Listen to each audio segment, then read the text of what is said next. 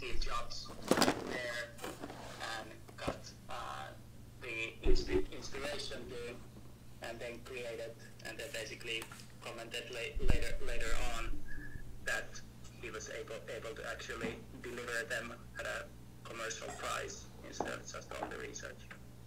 Both Microsoft and Apple are external APIs to Xerox PARC. What was the second one? McDonald's. That's literally Ray Kroc. Ray Kroc copy-pasted an original restaurant of two dudes who made cheeseburgers. What was the third one? Tesla. Tesla's perfect because all Elon Musk does is run external APIs. So all a Tesla is if you look at the first one, it looks like a Lotus because it's built on a Lotus slider, a Lotus chassis. So took the chassis of a car company called Lotus, took an engine from AC Delco, and that's your prototype. That's your first model Tesla.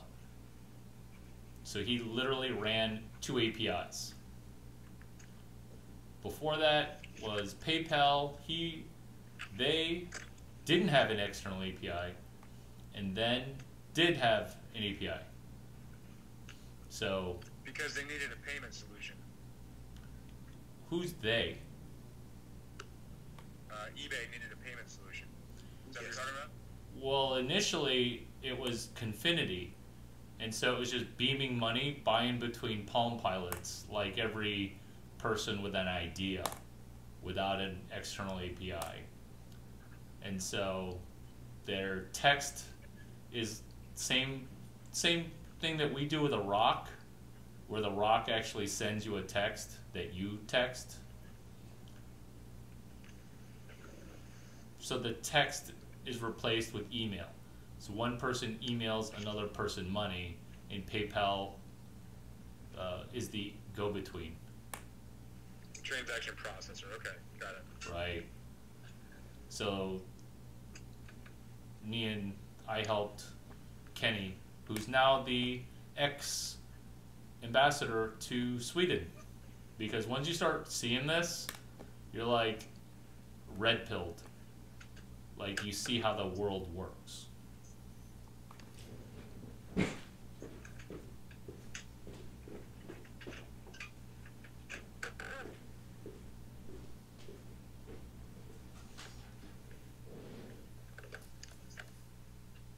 Another favorite company. Every company started, if it didn't die, it was an external API. And people hate this. Women hate this. They're like, I just need to do original work. Give me an example of original work.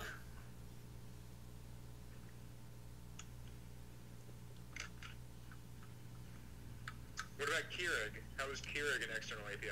It's fucking coffee. Next. Sorry. Should I change my tone? Oh, I love that. It's motherfucking coffee. I get it. Because I was hoping you'd be like, yeah, Larry, your tone, like, yeah. Dominic, they just explained Google. What? Google, Dominic, did you ask about Google? Yes, I went about Google.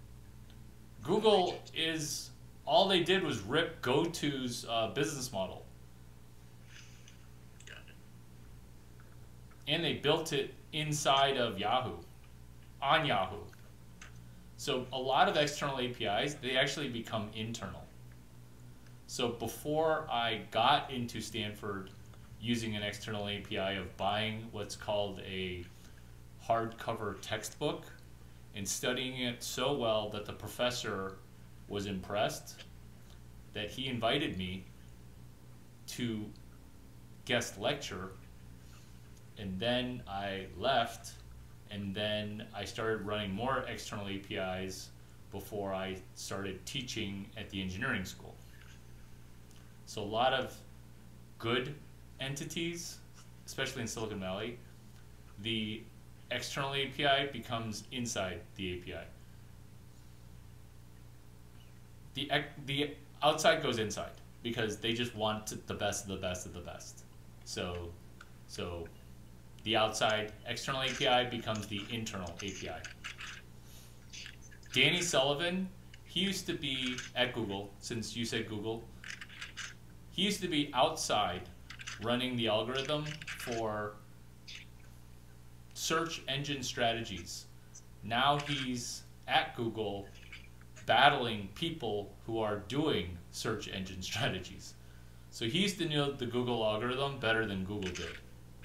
And now he's the czar. CZAR. External to internal. Happens every time. It's not crazy. Oh, it's crazy, Larry, that you used to crash Stanford and now teach there. Actually, stepwise, it's cliche. Ditto Fashion Week. New York Fashion Week?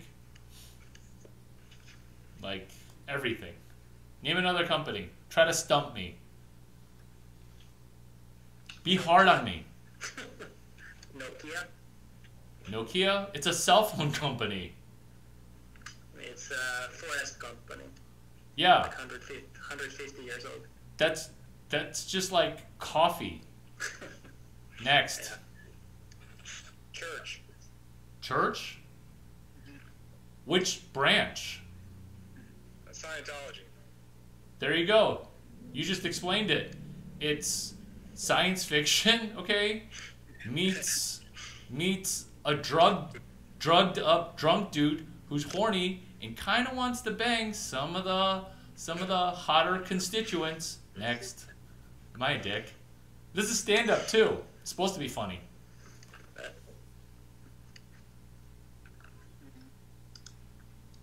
Everything that's viable.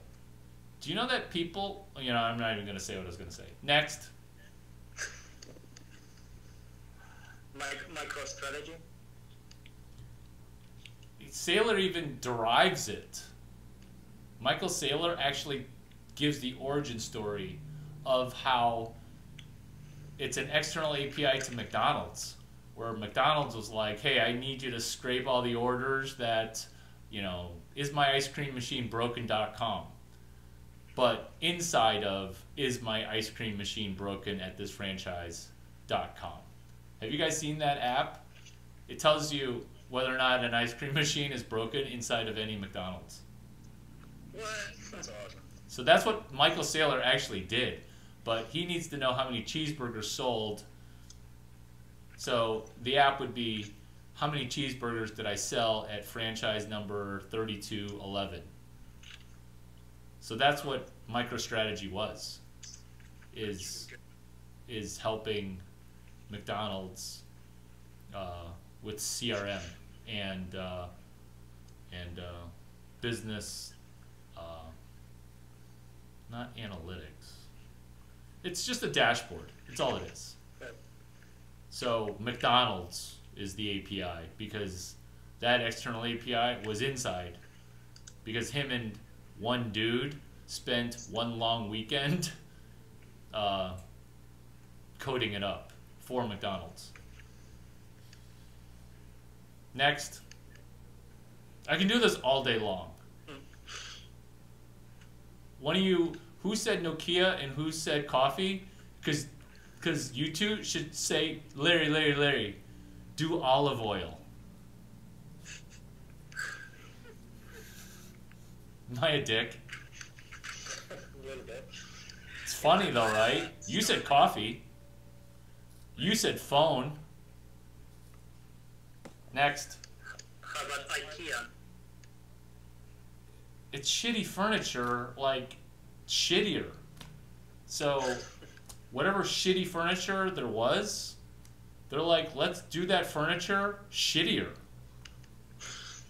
Like they used to use shit material. Let's use what kind of material? Shittier. Yeah, there you go. That's the API. They used to use cotton. We're going to use shitty cotton. They used to use wood. We're going to use literally shitty wood. They took the building out of it. They said, hey, we're not going to make this anymore. You guys build it at home yourselves. Next. Starlink. What? Starlink? It's a sequel to SpaceX. Once you get on fire and on a roll, you start doing your own external APIs, just like Michael Saylor's Hope.com, just like Michael Saylor's AnythingYacht.com. LOL. So once you're on fire, you're like, you know what? I'm already making $70 million for every $30,000 in jet fuel to like push this satellite up in the air. So I don't have to pay the payload because I already own the rocket. So what else can what other shit can I ship into space? So Starlink. It's free shipping. That's his arbitrage. I mean, you could have done it if you would have said, hey, Elon, let's do Starlink. In fact, that's probably what happened. He's like, hey, if I'm going to do all this work for you, can I have 70% of your company? I guess 25% for me and 75% for you is an okay deal. I don't know that's how that deal came about, but you can kind of see how that came about that way, right? My dad ran an external API to his older brother, and he called himself successful. My dad's older brother sold roller chain, and he sold lighting fixtures. Roller chain weighs literally a ton. So in a container, you can only stack it like 5% high. So all these containers would come to America heavy, but lots of volume. So then my dad put lighting fixtures because he got free shipping. So it's just piggybacking. That's all an external API is piggybacking. So then my dad's lighting fixtures got to America for free. So, you know, he considers himself a designer with great ideas. 2 words, free shipping. And then he got angry when his business grew because he's like, oh, my free warehouse space is running out. I'm like, you mooched the warehouse space too? He's like, what? So I'm like, you ask my dad what an external API is? He doesn't know. He's an unconscious competent. It's not unconscious confidence, Konya. I didn't want to correct you when we were in public in a large room. It's unconscious competence. Competence like skill. So, like all people who got to millionaire status way long ago stopped asking, hey, why am I successful? They're like, I'm successful because I'm so smart. Look at me. My IQ's inflated from 88, okay, to 488 because now in Silicon Valley, everyone turtles when they see me or meet me. Another external API that I did, so that way you don't think I'm blowing smoke, because I'm not going to just show you a bank balance, because then you're going to be like you're a drug dealer. Actually, not a drug dealer. Those guys don't make it anymore. Some kind of weird something. I ran an external API to David Weekly. In fact, this is an idea that you should do just like selling rocks. You could actually do this on Clubhouse.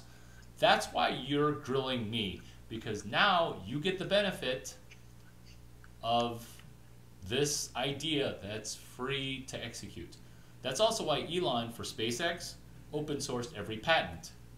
David Weekly, he had this thing called the reverse job fair. Reverse job fair. At a job fair, candidates would walk around and beg for a job. Nope, not at a reverse job fair with engineers. The engineers set up, and then the companies are like, hey, Larry Chang, I hear you're a really good engineer. Will you take $320,000? Or a reverse job fair for VCs, where Bobby would be begging me to give me 500 grand.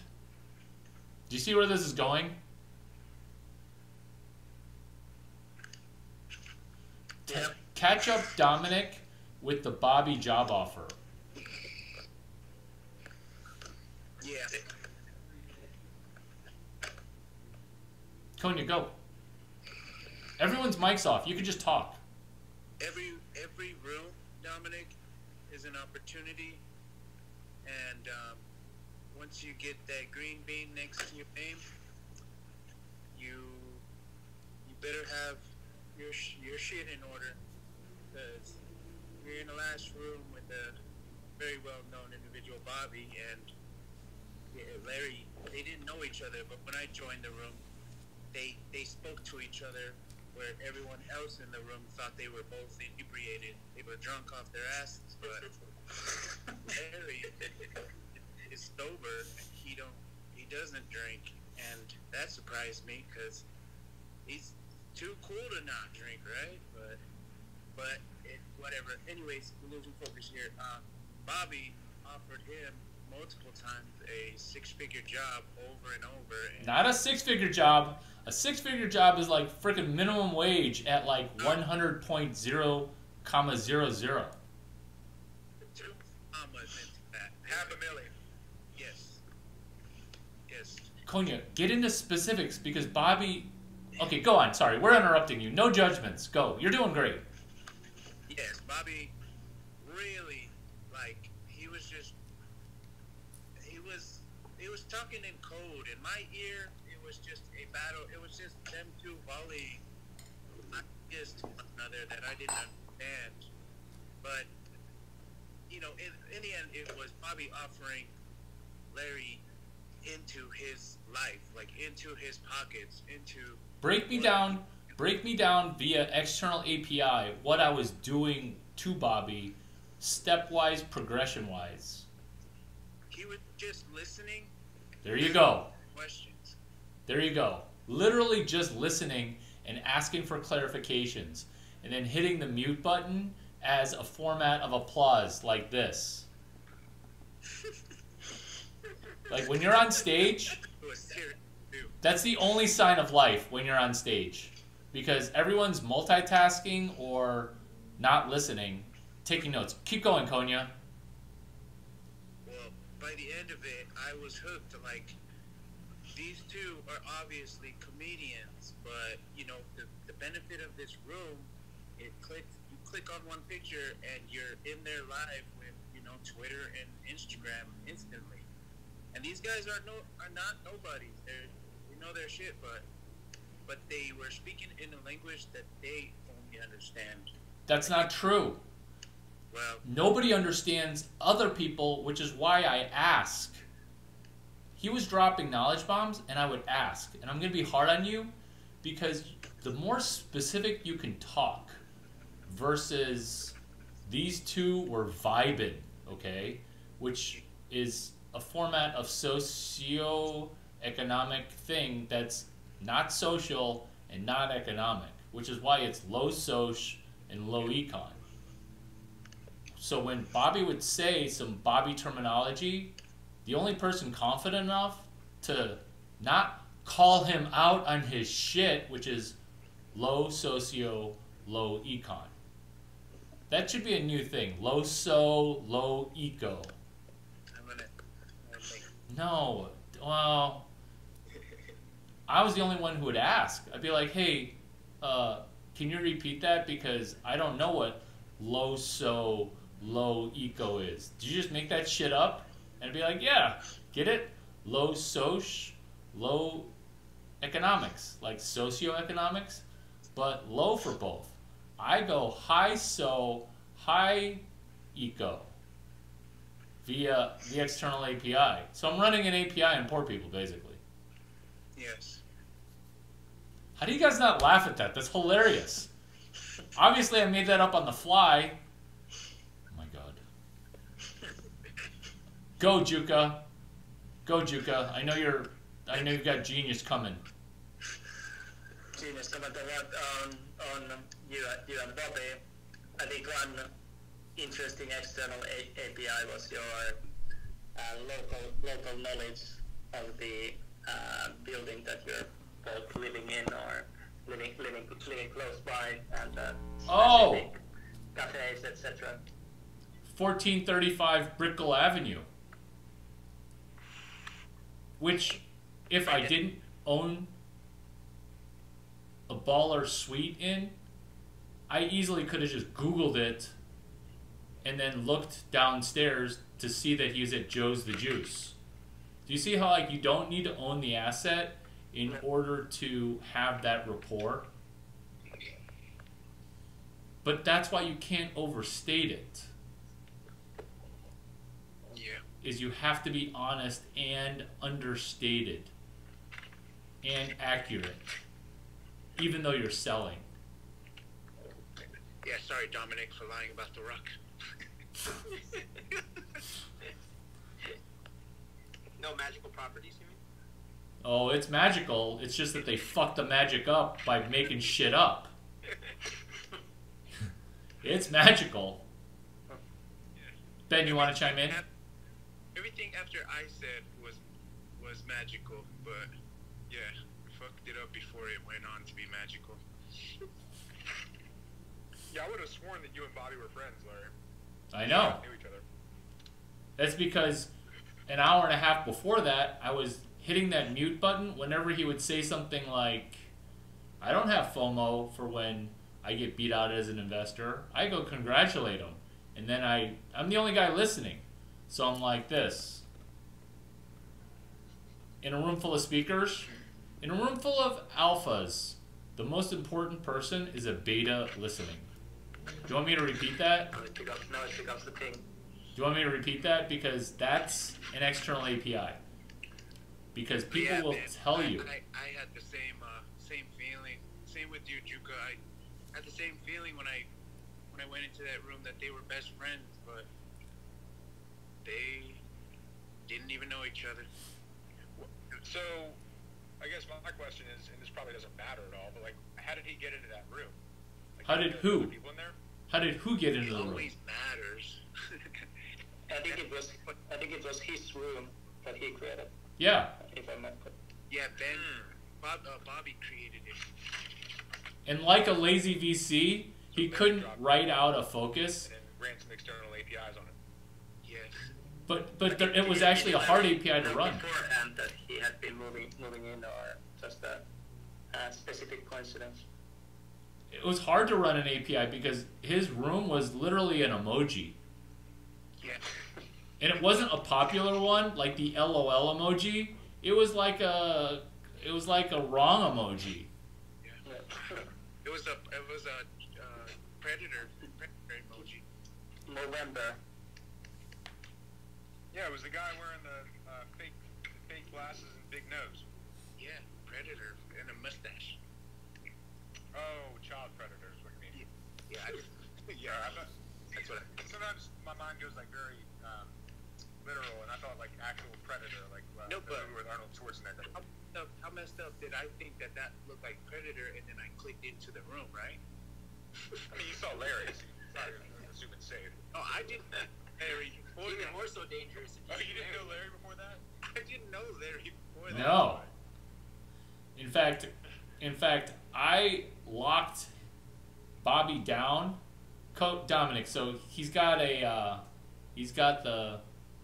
5-bedroom penthouse on the 71st floor, and he kept on saying it. And every time he kept saying it, I just got him to promise more shit. I'm like, does lunch come with that invite? Sure. And then after, this is actually critical for closing the deal. Grab a pen. When you get somebody to commit, you want to remind them that they committed. Hey, does lunch come with that? Yeah, lunch comes with that. Thank you. Later, hey, you said lunch came with it, and I wrote it down, so that's a verbal deal, right? How many times in that conversation did I say, that's a verbal deal, right? At least 10 times. At least 10 times. More accurately, if we're being honest with Dominic, 70. It was 3 hours, so 70. Yeah, it was a long time in that room. It wasn't 60. It was well more than 30. Because after a while, it was sort of just almost just a pause of, that's a verbal deal, right? So if you count all those, it's up to 70. When somebody agrees to a verbal deal, you must remind them of the verbal deal, but you also must let them out of it. You must. There is no other formula. Hey, Bobby, you said I could stay at your place all weekend and get me lunch. How about I just take you up on the lunch part of it, but if you really want, fucking lunch at the Four Seasons is like $140. But if you want, I'm not going to treat you. How about we go halvesies? Do you see what you're doing? Is you're not saying I'm a baller, you're a baller, because you're not a baller. You're a loser, or else you wouldn't be in a room of 5 people with everyone's mics on. Okay?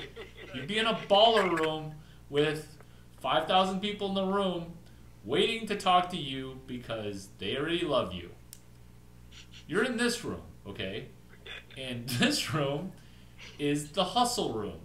And so the hustle room, you're going to need to say real shit, which is, if you don't want to buy me a lunch, how about we go halvesies?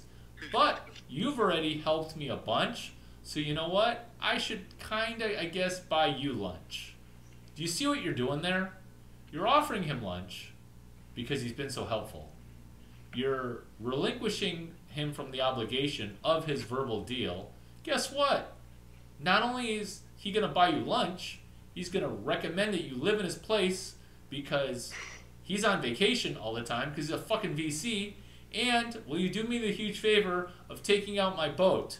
I got 5 hoes coming over, and if these women don't get on my boat, okay, they're never going to talk to me again.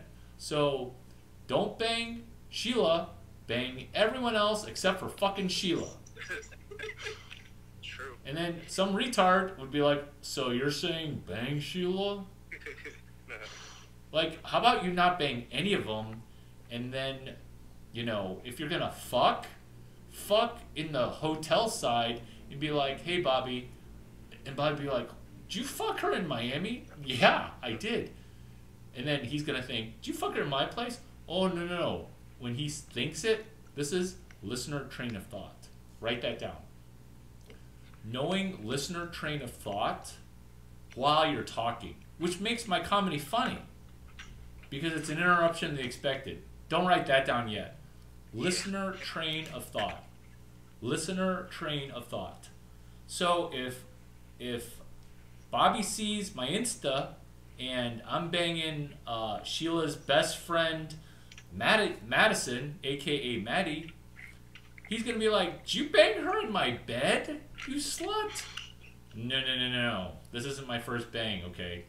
I banged her in the hotel part of the residences. Because I didn't want her sleeping over, and you have, you know, critical Wi-Fi that currently is not fully secured. So I didn't want her to, like, put some Wi-Fi packet sniffer, because she's a little sniffer. So I banged her at 1435 Brickell, not 1425. Bobby then tells everybody at the National Venture Capital Association conference to say, that Larry Chang, he seems like he parties all the time. He good, okay? He's got moves that I didn't even know about. Like, he's playing 9D chess. You're not playing 9D chess. You're doing, PQRST. Ooh, just gave myself shiver bumps because I'm looking at the room's name, and we haven't talked about PQRST. 9-dimensional chess only seems like PQRST. Is your guys' mind blown with some of this or no? Yes. It should be, right? Yes. Like, I just want lunch. That's a ledge, okay? Like, I don't want you to feel obligated where I'm bringing over my sofa to move into your place, okay? I'm not a lesbian in a lesbian relationship moving in on date number 1, okay? Why is only one person laughing? Laughing. I just don't know where Dominic stands. I've laughed with the other two. I want to compare down. Wasn't sure if that was a joke or not, knowing you, Larry. Yeah. Yeah. Larry doesn't want to move a sofa into anybody's place. Larry wants to get a hotel room across the street from my condo, which is also actually my formula. I always get housing in duplicate. Plan B. Parallel execution. So let's say your primary API of... What's another API that I've mentioned? That I've done?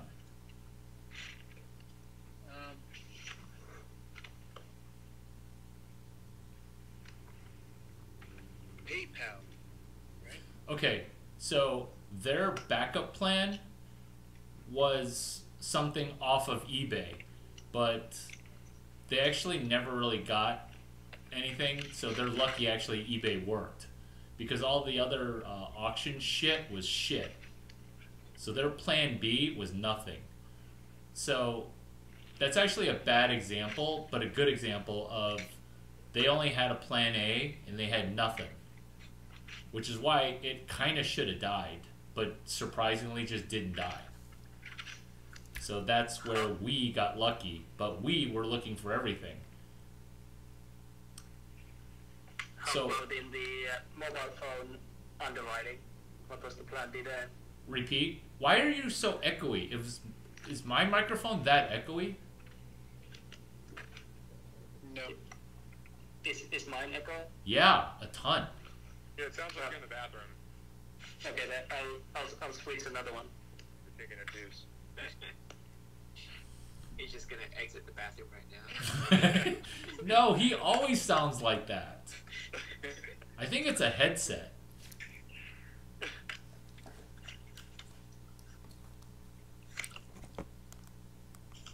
How's my sound quality on this? Sound better? So plan B,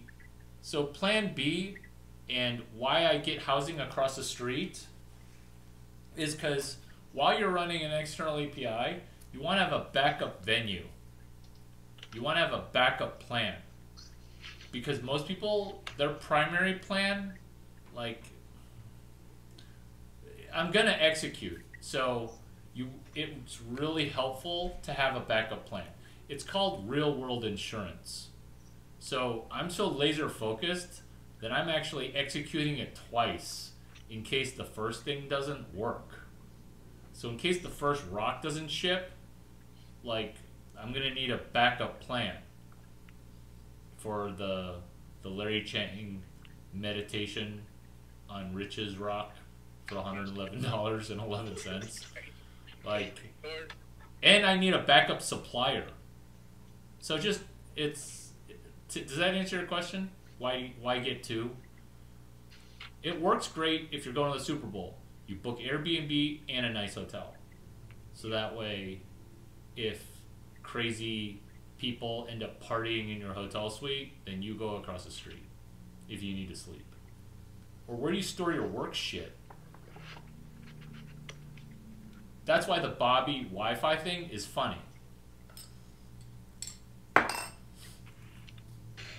What's the Bobby Wi-Fi thing? Lunch, staying over at his place. He's got to go on a business trip. He sees that you're hanging out with a bunch of sluts on Instagram. And then he says, "Did you bang Sheila's friend?"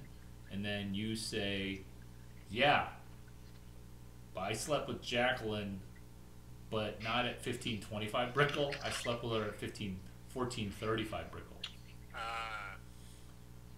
About Jacqueline and Maddie? It was a back-to-back day. So I actually only had to get the one hotel room. Crazy, right? Crazy. No, actually, once you have a dirty bed with vagina all over the place, it kind of gets the second one more likely. That's what an external API is. I'll even hold baby just to prime the pump. So I'm not just gonna sleep with like some, like whatever, right? Rubbing baby is an API. Because I didn't father that baby. I didn't even know that baby before I held that baby. But now that I smell like a baby, Madison and Jacqueline are literally all over my shit. Then it's a feeding frenzy. Mm-hmm. Did you get that, Dominic? Got about 75% of it. It's just dropping so many diamonds, I'm missing something. Listener train of thought. 9-dimensional chess, PQRST. I know what Bobby's gonna do. Bobby's gonna spend half the lunch on his phone. Right? Okay, so I'm at a fundraiser and this is a continuation. So I'm at a fundraiser and it's a first date. And normally I don't spend more than $50 on 5 dates. I'm on a $2,500 per person fundraiser. Go to the bathroom, and when I come back, my date, Jessica, is talking to somebody else. And so I don't interrupt, I just listen. Just like rooms. So then, I almost got to box in to listen. But anyway, I go, he's talking about obviously how successful he is and how he's more successful than I am. Because at the time I was just a lowly single-digit millionaire in Silicon Valley. That was a harsh time for me. So I go, harsh. tell me, what? It's so harsh, millionaire in Silicon Valley. Actually, in Silicon Valley, they just abuse you. Like, they don't abuse women. They don't abuse minorities. They don't even abuse interns. Like, nobody yells at anybody. Except for single-digit millionaires who kind of deserve it when they just shoot off their 488 IQ points of brain, making them feel like a lowly nothing. I go, tell me why you're so successful. You sound really successful. He goes, 4 steps to the epiphany. Steve Blank's book is an external API unknowingly to my mentor's book, What They Don't Teach You at Harvard Business School. He goes, 4 steps to the epiphany, thinking that I'd be like every other loser instead of the obvious Silicon Valley institution. I go, how did that book help you? Remembering 4 steps to the epiphany, 4 steps to the epiphany, 4 steps to the epiphany. So I wasn't even thinking about Jessica's hot rack or how I was upset or the fact that I was $5,000 deep. $2,500 for my ticket, $2,500 for her ticket, and his dick is 3/4 of the way inside of her. I'm $5,000 in the hole, okay? So this information, this interaction, I gotta make $5,000. So you better bring it.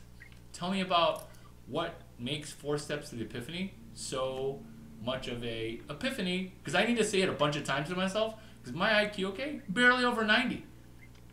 Tell me about one of these epiphanies. Customer development, customer feedback.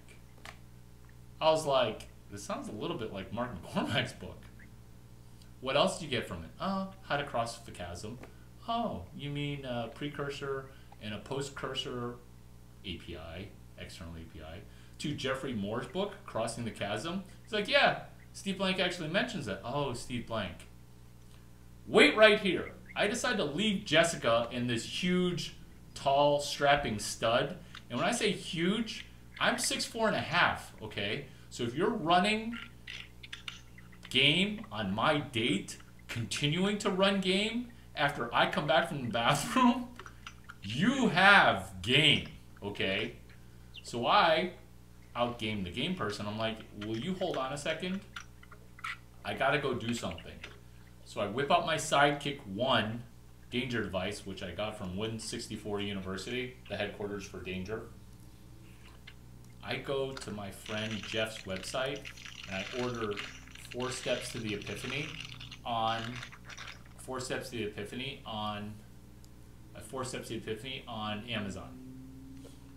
Get it, read it, crash Dave McClure's dinner with Steve Blank speaking. I'm like a crasher, so somebody's got to leave. I'm on the wait list. Crasher to VIP. How to wait list yourself to VIP. Those are both protocols. Dave McClure's like, sure, you can, wait list, but if everybody shows up, I'm already 10 people overbooked. Have you guys heard this story before? I'm already 10 people overbooked. You're probably never going to get in. And then you get in. Happens all the time. Because if you're 10 oversold, you probably should have oversold that shit by like 50. Yeah. Right? Yes. So I was like, well, I don't need to eat dinner. I just need to come early. So I show up on time, just like you guys, for this room, right? That's why it's at 6:10. I'm like, Mr. Blank, I'm Larry Chang. I'll finish the Jessica story later if you want to, but it's actually pretty juicy. Mr. Blank, will you sign my book? Most people buy the book there. And then after they buy the book there, what happens to the book? It's put on the bookshelf. Never read. What is PQRST? It's 9-dimensional fucking chess. So I took pages on the first page. I took pages on the second page. So when Steve Blank opens his book to sign, it's chock full of notes as if I wrote the book. He finds a place to sign, and then he looks at me and he's like, who the motherfuck are you? Like, you just seem like some dumb student. If you see me in person, I don't look dumb, but Gronk actually looks smarter than me in person. I used to be just like kind of a mouth breather. Not maybe all mouth, but like I was probably pretty tired. I was probably working out. I was probably tired. So Steve Blank looks at me and he's like, you are somebody to watch. Why don't you sit at the speaker table? One of the people I was supposed to come with didn't show. I now go from the wait list to VIP, which is actually another article that I wrote in TechCrunch, GigaOM, or VentureBeat. All because Jessica was getting jocked by the stud.